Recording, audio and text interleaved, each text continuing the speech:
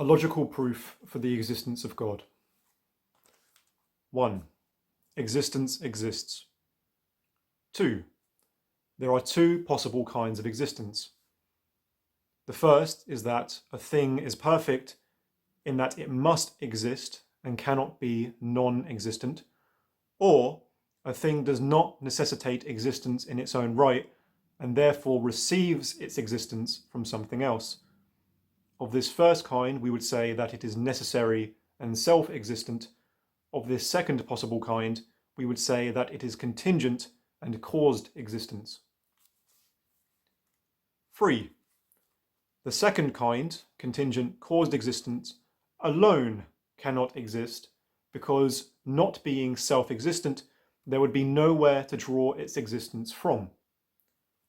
Therefore, any kind of existence entails necessary existence. That which is necessary must exist. 4. A being is that which exists, i.e. a thing which has being or has existence. 5. To be subject to cause is to be endowed with existence that was previously lacking. Therefore, a necessary being is not caused. 6. A necessary being cannot be lacking in existence, otherwise it would be contingent. Therefore, a necessary being must be both singular and infinite. Singular because if there were two, the first would lack the existence of the second. And infinite because if it were finite, it would lack some existence contingent upon some other cause and therefore be contingent, not necessary.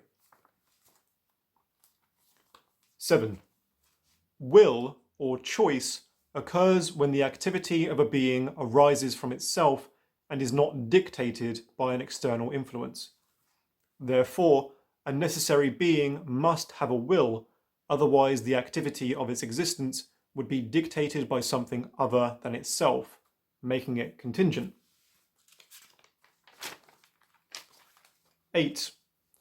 A necessary being must be beyond the material universe because the material universe is a domain of causality or contingency.